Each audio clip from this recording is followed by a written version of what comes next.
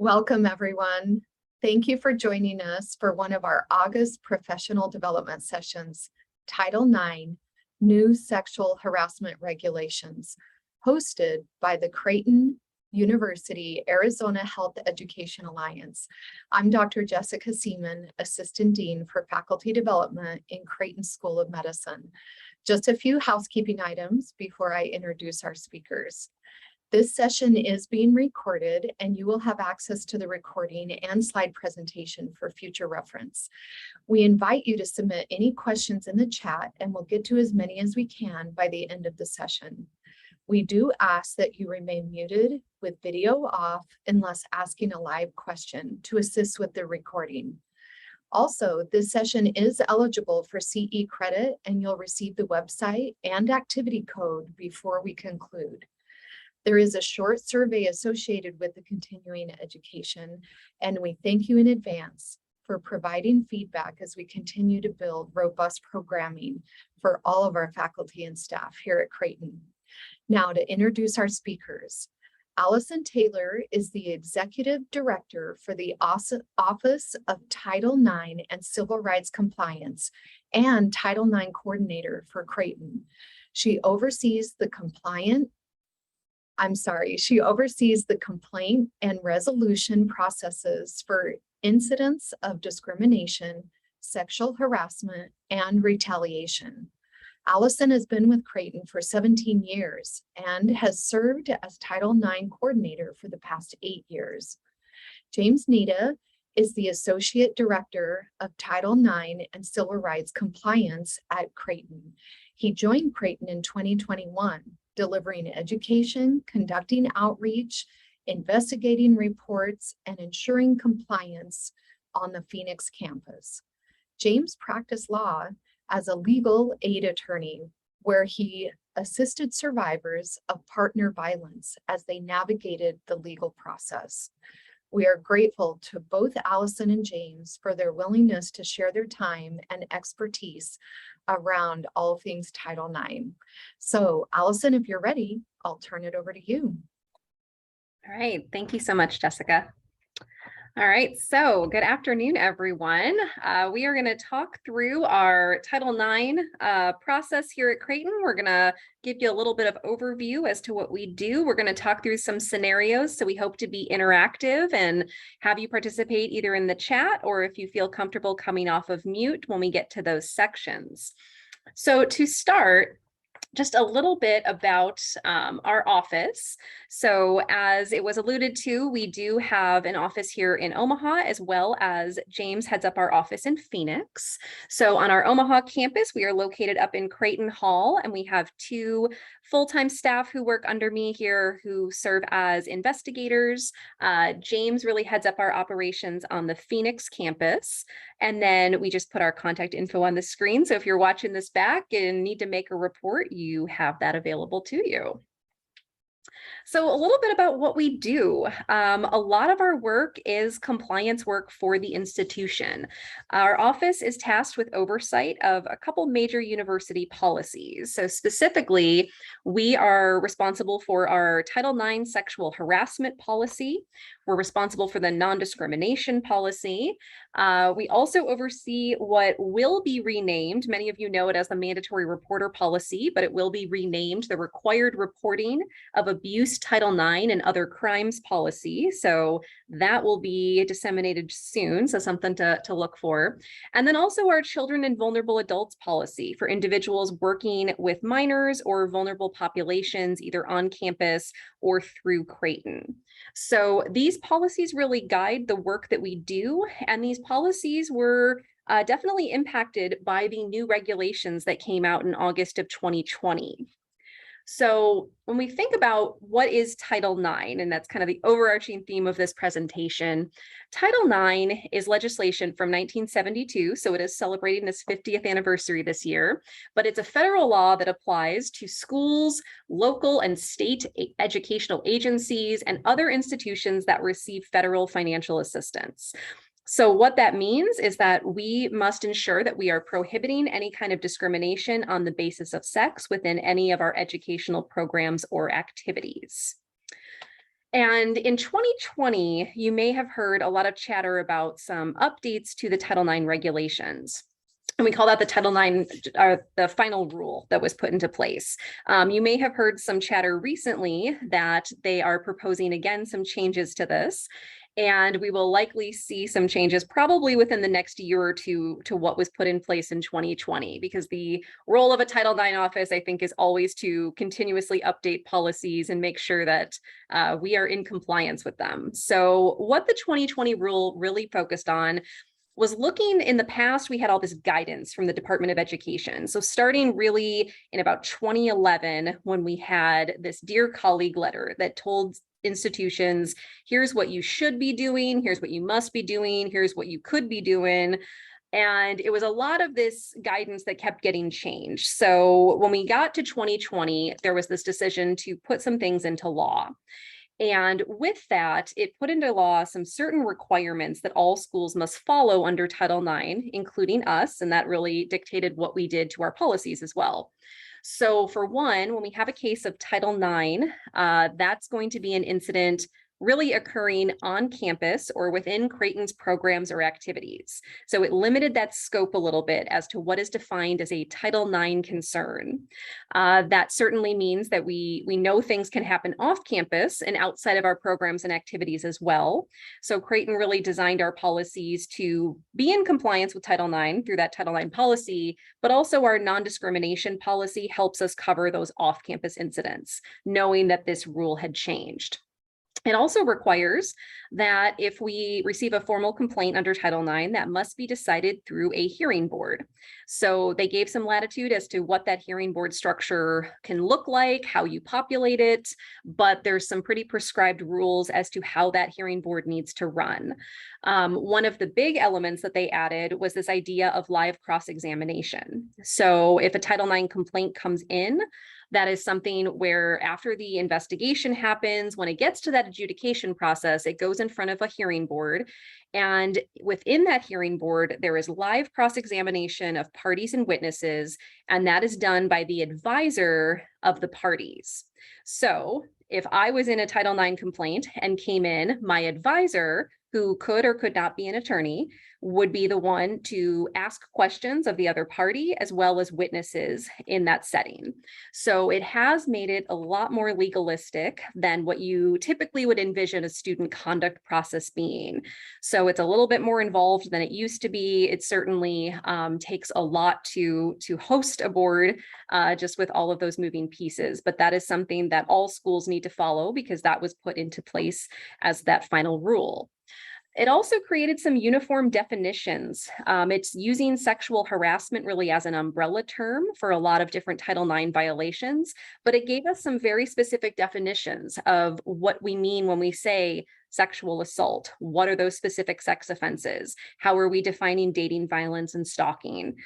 These are all things that they really codified through this final rule. So certainly some changes that had an impact to our policy as well as some of our practices in the office, which you'll hear more about as we talk through in this presentation. So I'm going to turn this over to James to talk through a little bit about what that all means within our policies. All right, thanks, Allison. Hi to everybody. Glad to be with everyone. Glad to see a lot of familiar folks here joining us for this 1 hour of Title IX. So like Allison said a little bit, just a quick recap. Title IX does prevent or requires universities to prevent discrimination based on sex. And she said a great term earlier about sexual harassment being an umbrella term. Sexual harassment is a specific type of sex discrimination. And we're going to talk about some of these more than others today, but when we say sexual harassment, I want you to think of this slide and sort of these umbrella terms that we're going to be talking about. So we have quid pro quo sexual harassment. It's also known as this for that sexual harassment. Hostile environment sexual harassment is another type of discrimination that is sort of twins with quid pro quo. And then we have more familiar things, I think, for some folks like sexual assault, sexual exploitation, dating violence, domestic violence, and stalking. So we can go to the next slide. And there's some other things we want to highlight too in terms of some issues that come up under Title IX that our office handles. or that we can offer some assistance for if people have questions, and that is sexual harassment, or excuse me, sexual discrimination. And think of that as a situation where someone favors one sex over another. And I think you'll see in one of our future slides that there's a situation where a supervisor treated male and female staff differently. So we'll jump into that a little bit more in a little bit. The next thing is pregnancy discrimination. And as when people are pregnant, they are entitled to some accommodations to help during their pregnancy in terms of some change to circumstances, or putting some things on pause, or some changes in work duties while they're pregnant. And our office is someplace where people can reach out to help in terms of directing them to the right resources to help them with accommodations during that time. And that's something that Allison actually works with and coordinates with partners across campus. And the last is gender identity and gender expression. Also, those are related directly to sex. A lot of times what we see in that kind of discrimination is because of the identity and what someone perceives as someone's sex, either at birth or how they're presenting, that can, depending on how that works out, it can also be a form of Title IX sex discrimination. So we can advance one more slide here. So with all that in mind, we wanted to talk about reporting, what our roles are as faculty and staff, Creighton faculty and staff. And I think you probably heard that reporting Title IX is a mandatory obligation for folks, but we want to really form it not just as a must-have, but as a community response. I like to think of it as us relying on our Jesuit values as Creighton, part of our Creighton community in responding to discrimination and sexual harassment. Part of making those reports really helps us to set expectations for ourselves, promote the culture of respect and inclusion that we all expect when we come to work or go to school. And we want to develop an environment where people feel that they can make reports and feel that people can be held accountable when that is appropriate, or to help remediate issues that people are facing on campus, either at work again or in their academic programs or activities. Perfect. Thanks, Allison. So so if you see there at the top of the slide, we have the web link for university's reporting forum. It's creighton.edu/safety/tell-someone. And there you'll find that there are two different forms or different names. There's some different verbiage for Omaha and for Phoenix. Omaha uses the Tell Someone form, and Phoenix calls our reporting form the Help Someone form. And those are office phone numbers for our office there as well. So if we go to the next slide, there's take a look on the left side of that, the left panel on that slide.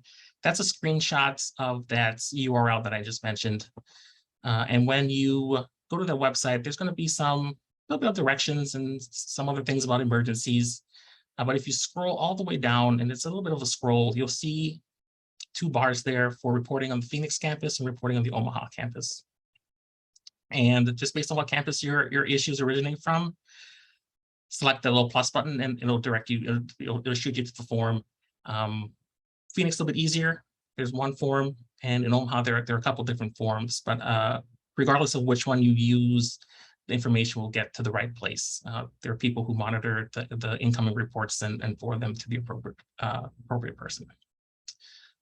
Also, when you're making reports, I just want to give you all some helpful tips for when you're filling out the form. I think sometimes there's a little confusion about what's helpful, what should I report, how should I write these things. And this is just really something that I find for us when we're reviewing initial reports that is helpful. So, be detailed, give us dates and times and locations where things happened or where you were when you learned of a particular incident or learned information. Give us as much as you know, but you're not obligated to make your own report. I know sometimes people feel that they want to go back and ask some more questions and be helpful, and I get that. But we really just ask people to make reports of what they know and sort of let us direct how things proceed after that. I think that's just for uniformity of response and ease to for people who are not doing this every day, who might not really feel comfortable or know what questions to ask. And one of the values of having an office like ours is that me, Allison, and our colleagues do this all the time, and we're practicing it. So we like it when people prefer things and help us, but we really want to take that burden off of your shoulders to navigate what can sometimes be really challenging and difficult situations for folks. Anyway, when you're writing your narrative of what you learned and what you know, be objective. You want to focus on observable behaviors. A good example is, if someone's in front of you and they're crying, you could say that they're upset. But that's really a conclusion based on what you saw. So it might be better for you to say, for example, they were crying, and sort of just leave it at that. And we can sort through what that meant for the person in that moment for them. And the last one is one of my favorites, is please use proper names for folks, James or Allison, as opposed to he or she, just so that things are clear.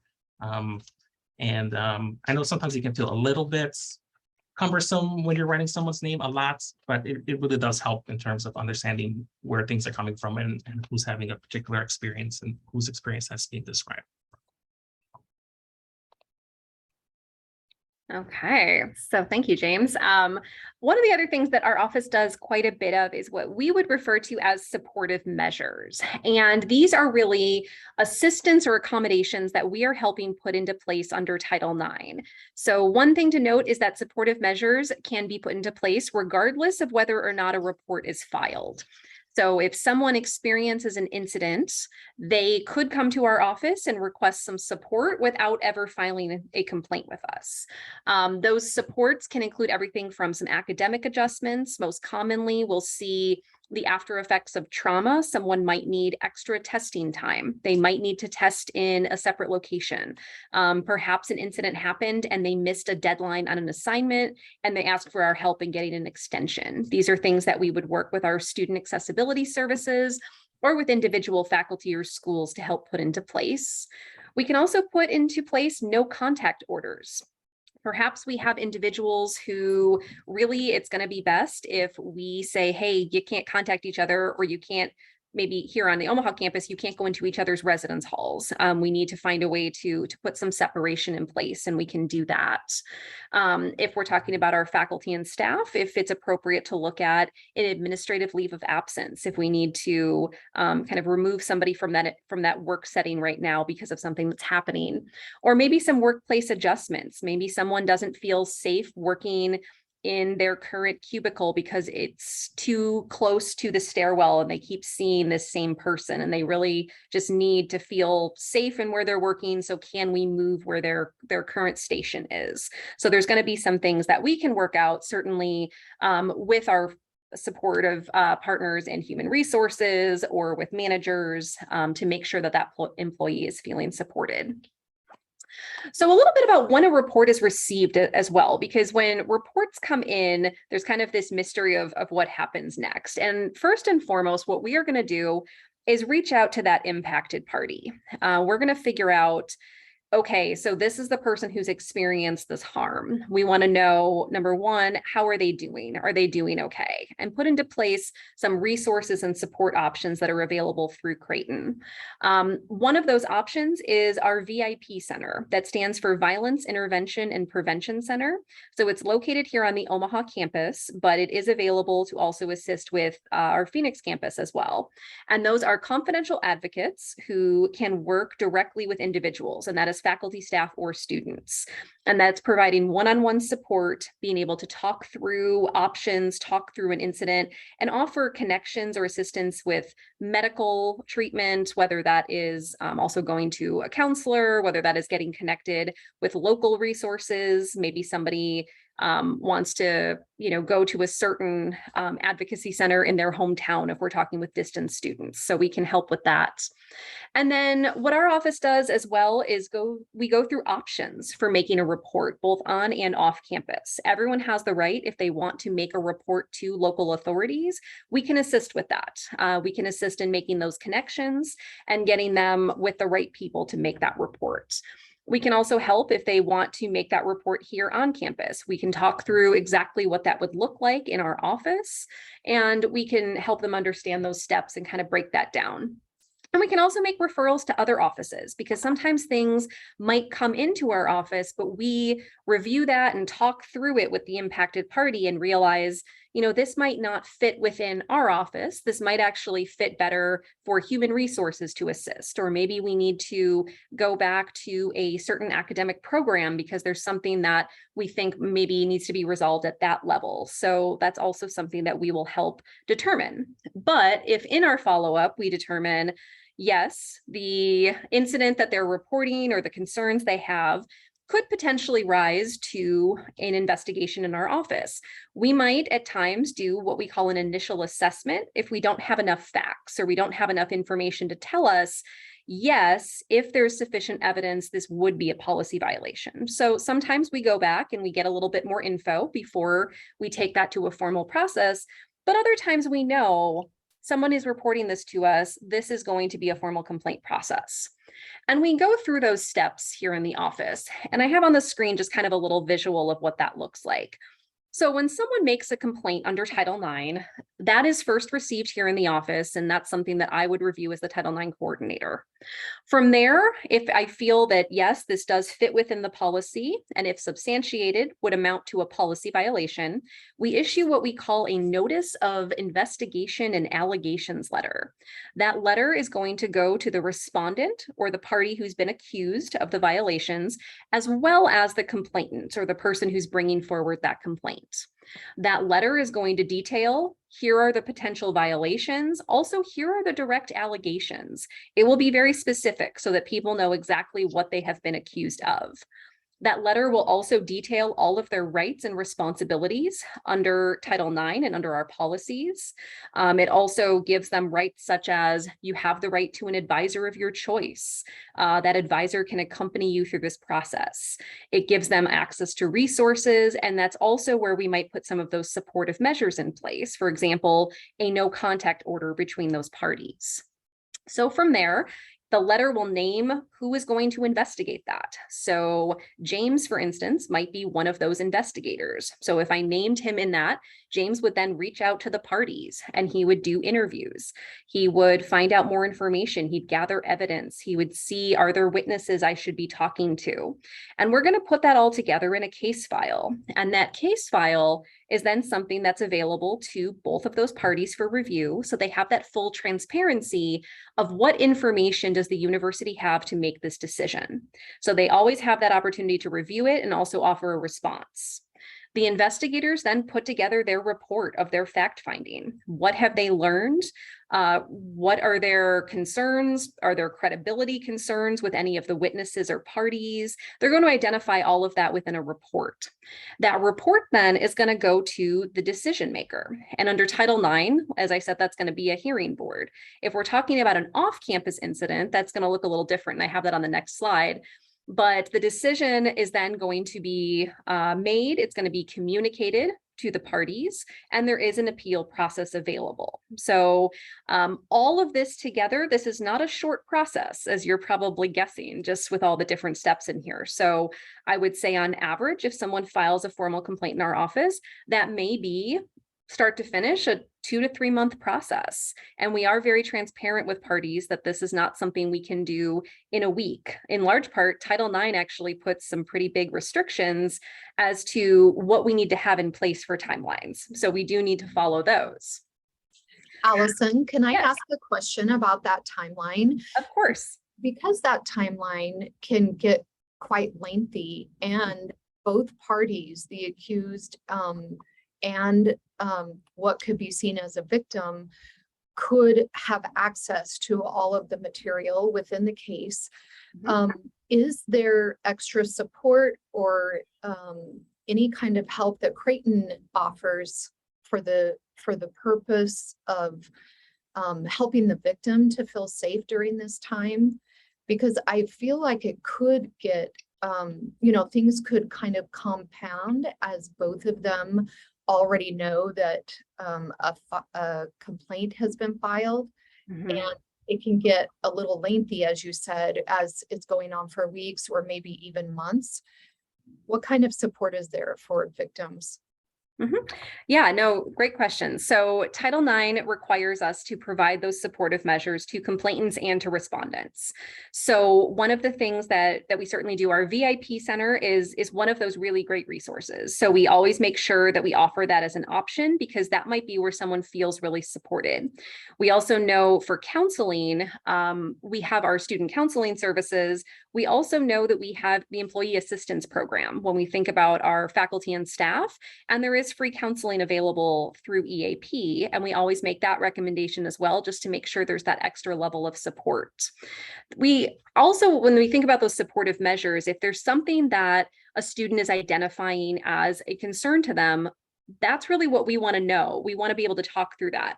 Some of the stuff that we can do in our office, if someone's feeling overwhelmed or they're not feeling safe on campus, we've done things such as, not only do we have these contact restrictions, when we think about, say, in our residence halls, I've created schedules for who's allowed to do laundry on what days in that hall, because they don't want to run into one another.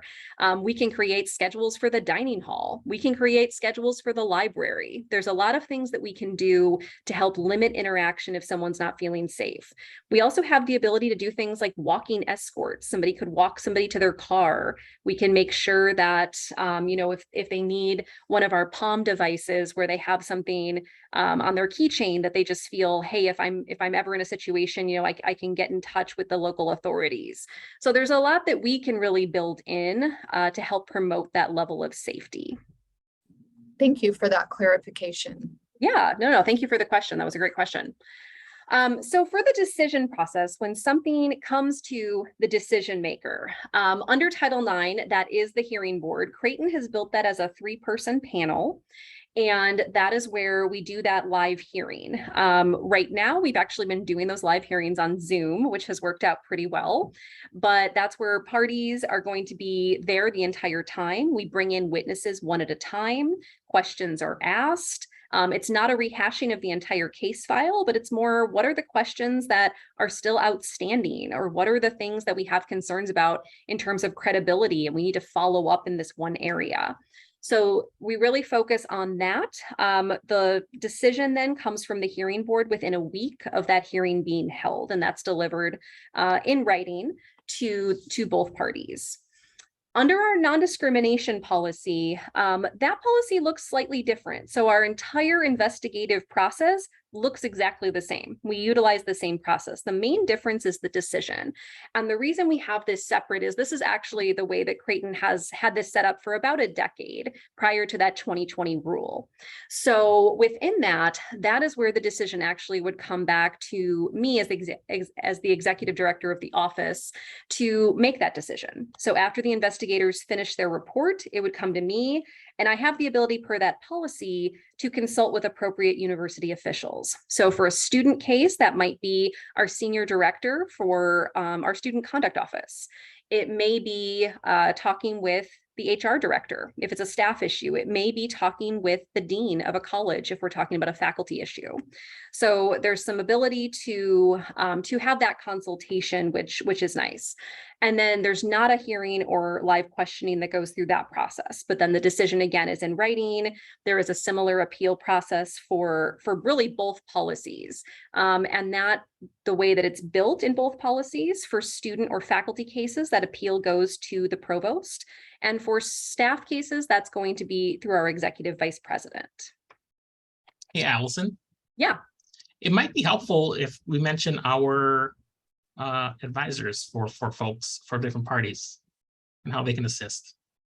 Yeah, that's a Good point. So our advisors within the process, we actually train a pool of advisors to work with our office. And that's going to be people from really all across campus. So if you've ever had an interest here on this call of maybe working with some of our processes or helping support people who are going through a pretty rough time sometimes, this is really an opportunity for folks to kind of give back to the institution in that way. And what we really rely on our advisors for is providing a lot of that support. So beyond just the things that we can put into place, when Jessica asked that question earlier, we also provide some of that emotional support and check-in with our parties. So making sure that, you know, they kind of know what's going on, getting updates for them. If maybe the party just doesn't, you know, want to keep asking us directly for an update, their advisor can do that. Their advisor can go to all their meetings with them. Their advisor can help review that case file with them and help them figure out, how do I want to respond to this? Is there a certain response that I want to make sure I'm getting across and doing that? And their advisor is really also there if it goes to that hearing board to be the person to ask questions of everybody else in that hearing. So the advisor plays kind of a pretty big role within our office. And we do have some great folks who have been trained through our process. We also know that sometimes people want to work with an outside advisor. They feel more comfortable bringing in an attorney. They feel that they want someone else to represent them through that. And that's okay too. And we'll certainly work with outside advisors to get them up to speed on our policies and procedures. And we'll also help appoint somebody from the inside too, if they want to work with an internal advisor as well.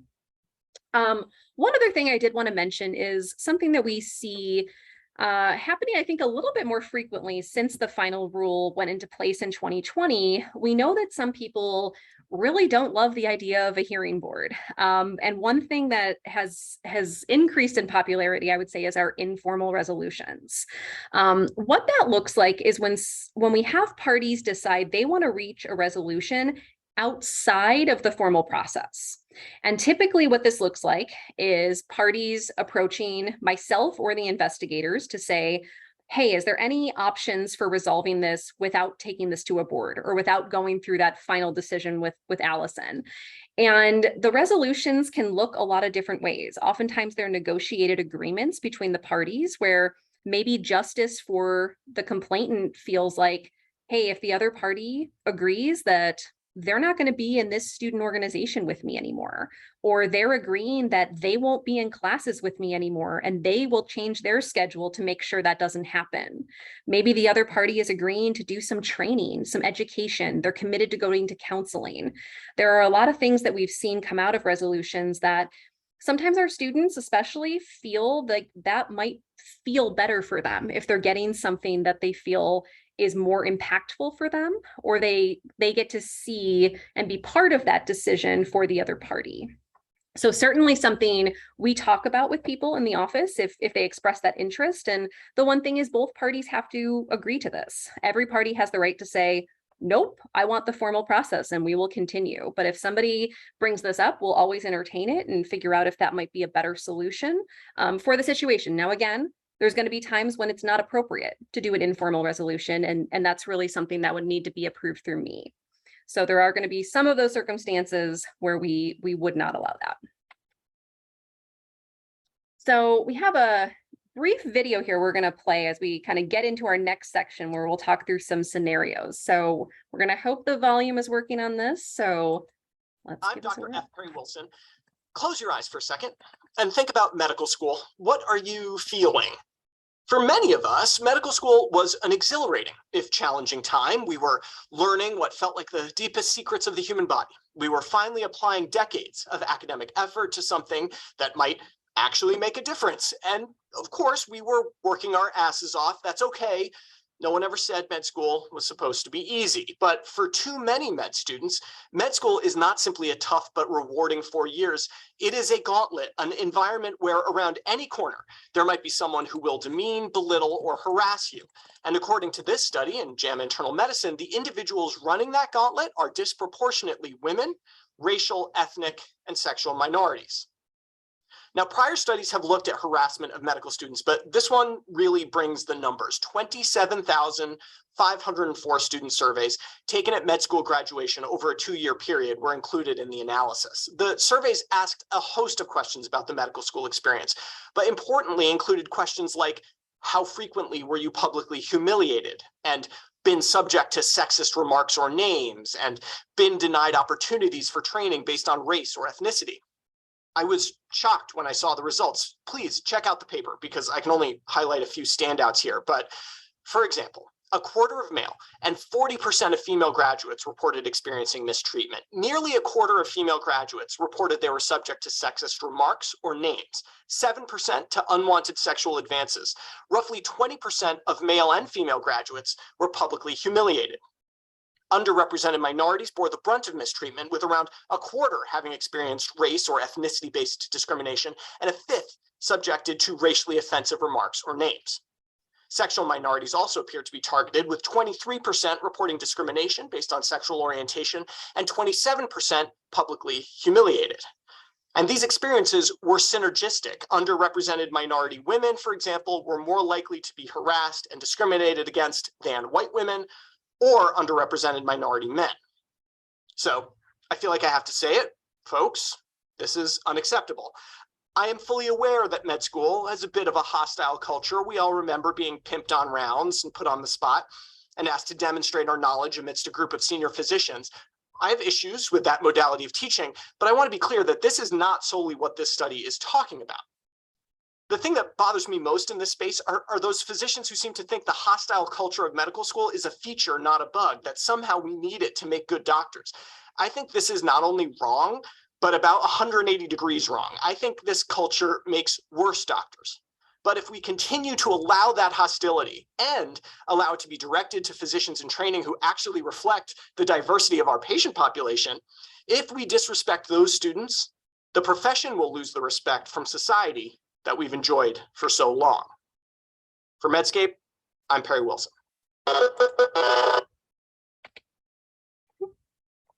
Okay. So we just wanted to kind of play that really just to highlight, these are certainly topics when we think about the health sciences that absolutely impact our students, they impact our faculty, they impact our staff. So kind of bringing that into the practical here, we wanted to go through a couple of scenarios and certainly would love your participation in the chat box. So scenario 1 on here is student gold tells you that last year student silver was being weird and flirty when they were in the same study group. Because of this, student gold says they do not like working with student silver. When you ask for more details, student gold tells you it's in the past and they're over it. So if this came to you, if student gold came to you with this, what are some of the red flags or concerns that you would have in this scenario? What are some things that you think stand out to you that would need to be addressed?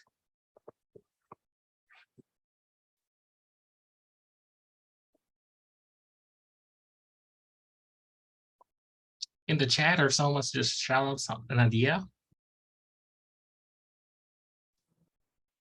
Well, the fact that they're feeling uncomfortable, the flirty and the weird piece, because you don't really know what that means. Yeah, absolutely. Flirty and weird are very generic terms that it could mean a lot of different things. So are we talking about someone who's a little socially awkward or not reading social cues, or are we talking about someone who really is making somebody uncomfortable with the attention they're showing? And they said they're over it. Oh, sorry. No, go ahead. I was going to say, they said they're over it. They didn't say the situation was resolved, right? Yep. Exactly. So not saying that the behavior has stopped either, just kind of they're over it as long as maybe they don't have to work with that person. And I see in the chat too, downplaying the uncomfortable feelings. So yeah, we're certainly kind of, and we see that a lot sometimes when someone has been harmed or has experienced that impact where they might minimize their experience. And that's certainly something to look for here. So with that, is this something that you would report to our office? What would be kind of your next step here?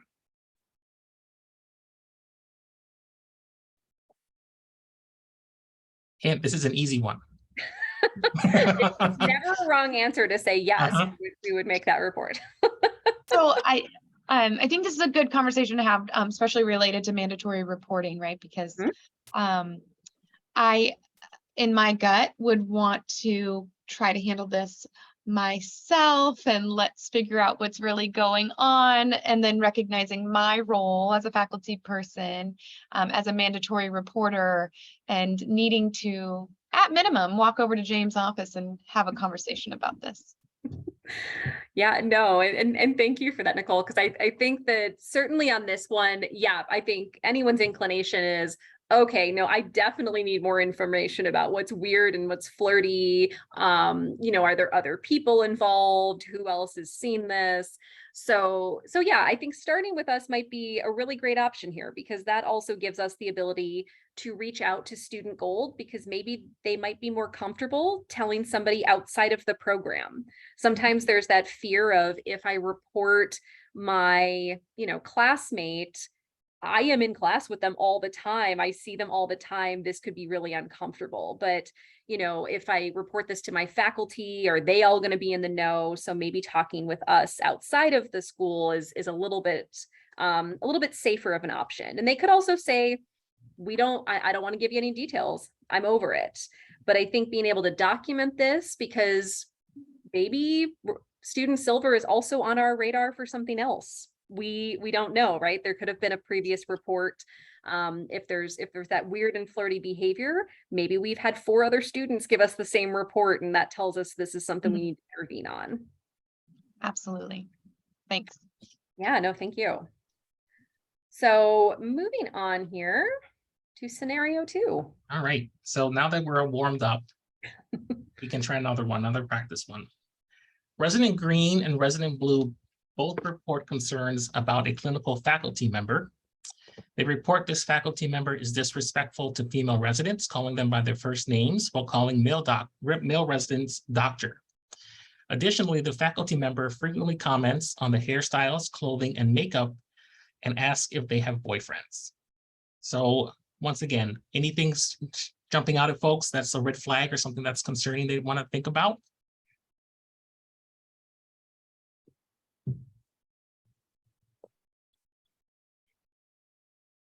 And everything is an okay answer here. There we go. Yeah, every aspect. Yeah, but questions about boyfriends, power dynamic between faculty and residents, asking relationship status, inappropriate on many counts. Yes. Microaggression, doctor versus first name. Yeah, everything. So do we want, so what, oh, sorry, just something else popped up. Personal questions.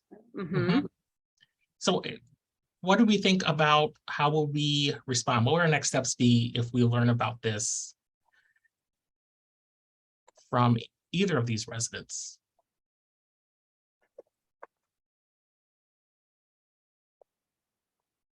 Bill, yep, call James, that works. Well, let me ask you all this question just to change it up a little bit.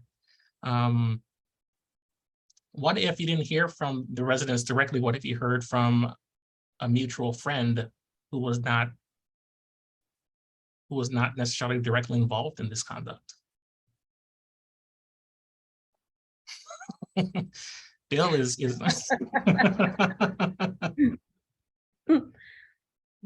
still reported. Yep. Still reported, right.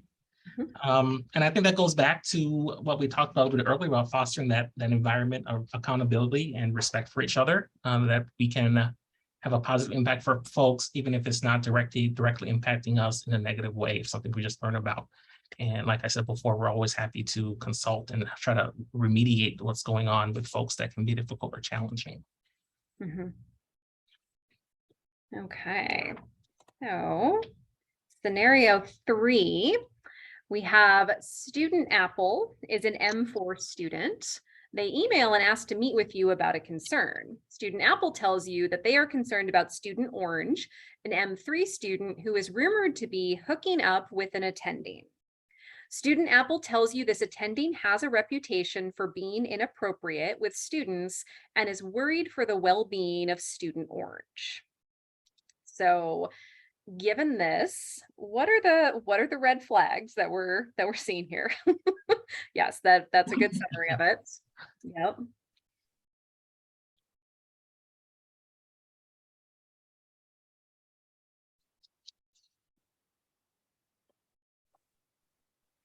So I think certainly, yeah, inappropriate with students. So again, we have this power dynamic and just this trust of a faculty member with our students. The history piece, I think, is really key here too. When they're saying there's these rumors that exist and this person has a reputation for this. So that would also beg the question, at least in our office, of, are there more incidents that haven't been reported in the past, or people haven't felt comfortable bringing this to anyone in administration? And a lot of times when we think about those power dynamics, it might be they don't want to lose out on opportunities. They don't want to do something that they think could jeopardize, their educational experience. So when we go back to that idea of culture of accountability and reporting, this is something to really think about when we think about our students who are in these scenarios where there's these power dynamics that exist. So in this one, we would absolutely want to know about that, because I think even if we were to determine that this is a consensual relationship that's happening, it certainly, number one, is in violation of our university's relationship policy, which we haven't talked through as much, but it's our romantic and intimate relationship policy that does tell people, if you are supervising somebody, you are in charge of students, you cannot be dating these students or having any kind of relationship in that way, because that's inappropriate. So certainly we know at minimum it's going to meet that threshold. And yeah, there's a great question there in the chat. Has the supervisor addressed this already, or one of us? So if there's these rumors that exist, has someone else tried to handle this separately, or has this person been reported to us before? So we would definitely want to get in touch with the folks involved in this one, and probably really starting with Student Apple, who's bringing this forward. So I think the other thing is when we think about who to report this to, and really why we want you to start with our office, I think there's always that inclination of kind of calling up in your chain of command. So for faculty, a lot of times it might be, I'm going to call the dean, I'm going to call the dean's office and report something. But in a scenario where we're talking about sexual harassment, giving us a call first is really what we're asking you to do, because we're the ones who are ultimately going to need to pull folks in, get more information, do that investigation. And certainly if there's something going on, like in this scenario, the dean will hear from us on this one. We're gonna want to make sure the dean is looped in on that. So go ahead and give us that call if you were to have someone come and give you a report like this. So moving just from maybe these hypothetical scenarios that we put together that, they are loosely based on things that have happened, through Creighton in the last probably 20 years or so. We certainly are not going to put identifiers on there, but we wanted to pull some real life scenarios that we have seen in the media from other medical schools. So we wanted to talk through those briefly as well. Right, and these are all pretty recent, last handful of years. So let's go through a couple of these, sort of brainstorm together some things that we noticed and we see about these situations. So this one, resident harassed a social worker over a 3-month period by engaging in conduct, including sending a pornographic photo of himself, sending sexually charged text messages, and pressing himself against the social worker to where she could feel his erection. After filing a lawsuit, 2 other staff members reported similar experience with the same resident, and the resident supervisor did not make mandatory reports to the Title IX office.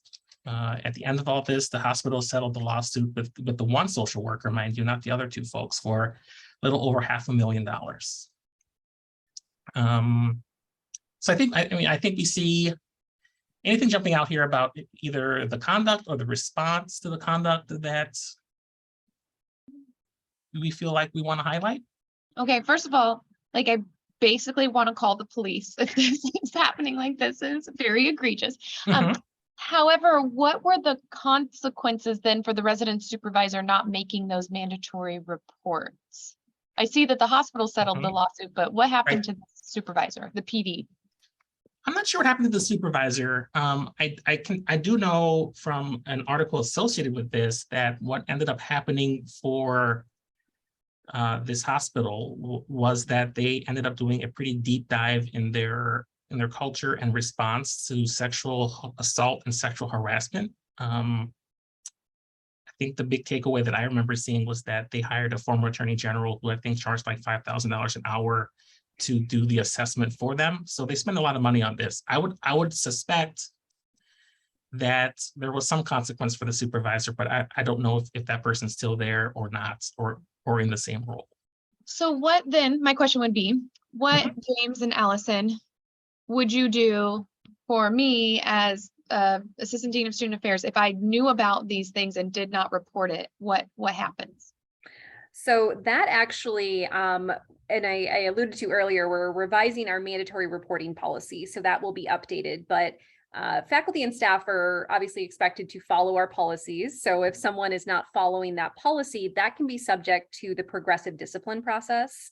And that would also be in conjunction with that person's supervisor. So it may be something where we then need to reach out to the dean and talk about the fact that an employee obviously failed to make these reports. It's now led to this lawsuit. The office was not aware of this.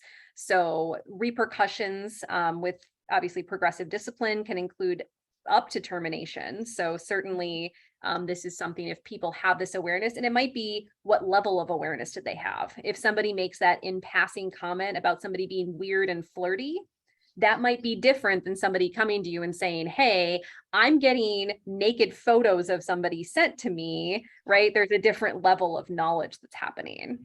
Thank you. Yeah. One last follow-up, I'm sorry, just to clarify, and then I'll stop talking. Would someone like a program director or me, for instance, like I get that you could experience punitive things from the university, but am I like violating federal law because of Title IX? Well, I think you'd be helping the university violate federal law. That's kind of how that works. Got it. And also, I didn't put people's names on here. Obviously, I don't want single out folks, but I think some of these people that we're going to talk about this next few slides, their names are out in these articles. Got it. So I don't think you want to see your name associated with something like this, right? Got it. Loud and clear. Thanks. I think two things that I was hoping to highlight for this particular story before we move to the next one is, the two other people didn't disclose that they were having similar conduct until after the lawsuit was filed. So you'll see a trend in these that the thing that started the lawsuit, the conduct that started the lawsuit was just the tip of the iceberg in terms of what the person accused of engaging in some of this conduct was doing to other folks, not just at the person who made the report and then followed through. And the second part, also that I see in some of these is that, like Nicole, like you pointed out, the director didn't make the report on time, and that despite and understanding, knowing that everyone's busy and have different obligations and responsibilities, please file your reports on time so that we can respond timely and make sure that nothing kind of falls through the cracks. Because we all know sometimes how it gets when we get busy, that we prioritize things differently and then sometimes things slip by. I see Rosie has her hand up, so I'll take Rosie's question. In this situation, I think it's in many situations, it's common for someone who is experiencing something difficult, concerning, traumatic, to share that with multiple people. And so can you talk about the reporting obligations if, let's say, 3 people hear about it and they're all staff or faculty? So can you talk about, do all 3 people have to report, etc.? Great question. So what I would say is if you learn about it, go ahead and make a report to us, because in this situation, if there were 3 people who knew about it, we had 3 people who chose not to make a report. So I would say certainly go ahead and make that report. The one carve out I would say is if you are sitting with your colleague and that student comes in to make this report to you and you're both together, you could submit one report and identify that you were both present, you're both aware of that, rather than making two separate reports. I think that's perfectly reasonable. But if you individually have someone come to you, go ahead and make that report. And there may be times if you're questioning, hey, you know, this person told me they already reported to Title IX, they've already met with James. You can also call James and ask him, hey, I got this report today. Do you need me to put this in the system as well? Or do you feel like I've met my duty by just double checking? And we're happy to talk that out too if we have plenty of information. Thank you. All right, so we will move to another scenario on here. So let me get that. In this one, there were 2 residents who were sexually harassed by the head of the anesthesia residency program. The first resident said the program director had sent personal text messages saying that he wanted a sexual relationship with the resident. A second resident came forward and said the program director made comments about her body and would force her to hug him. And they both reported that when they said they were not interested in any kind of relationship with him, the program head then gave them poor evaluations, became overly critical of their work, and would remind them that he was responsible really and in charge of their careers. He could end their careers. And then a third resident was also punished by the program director because of his relationship with one of those residents. And there was a kind of a jealousy piece where then this third resident was given a different work schedule, was transferred to a different hospital. So this one ultimately settled in a lawsuit for about $375,000.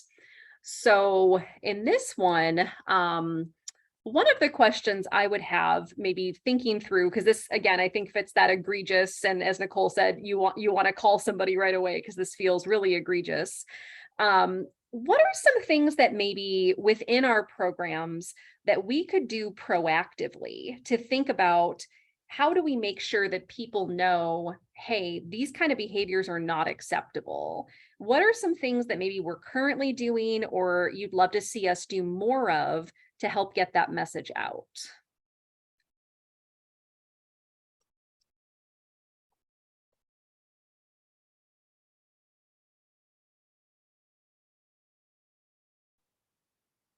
Any thoughts?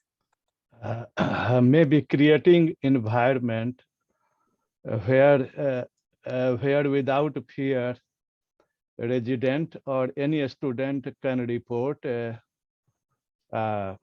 the faculty or report to VIP center. So we need to create such a trustful environment.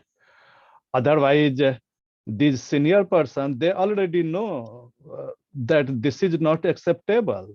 Mm-hmm. And if it is our university, we are Jesuit, we adopt like School of Pharmacy 6 Ignatian value. Just one is more than enough to prove, you know, this is not acceptable. Yeah, no, and thank you for that, because I think it definitely goes back to us creating that environment that supports people coming forward and making those reports. And that's really how we help ensure that, yeah, this is not tolerated. This is not okay within our programs. And if we learn about things like this, we absolutely should be reporting. I can see in the chat as well, training for students and faculty and staff, and maybe increasing training. And absolutely, I think the more training we do and the more information we share, that really helps promote that message as well. And then I see in here, publishing examples in a newsletter or lecture to help students understand their rights and needs to report. Yeah, I find sometimes the scenarios are really helpful when we talk through some examples, and we certainly do that with a number of audiences that we present to. But I think that's absolutely something that can help students understand how this could apply to them. Yeah, and sharing information about anti-violence programming. Yeah, how do they get out there and kind of learn more about what Creighton can do and how to help intervene when you see something happening? So I would say, I think just looking at the time, I don't know that we have time for, for another example. So I'm going to flip forward here, but this will, you know, it's in our PowerPoint if you would like to see it. Just a little snapshot here as we end, because people often ask us, what are the types of things we're seeing in the office? And we went back and really looked through what our formal complaints have been for the past 3 years. So on average, we get about 130 to about 200 reports or referrals that come into our office each year.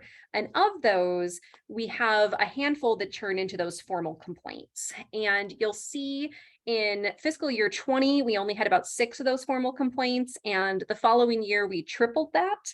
And we've stayed at that number this past year. So we're certainly seeing more people who are interested in filing those formal complaints with our office. And the pie chart would show you just what it is that we're seeing. So a little over half of our reports that we've investigated are specific to sexual assault.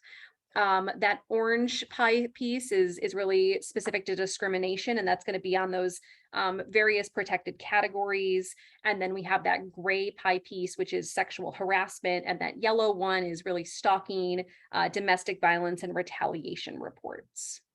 So that brings us here to our last slide on the continuing education credit.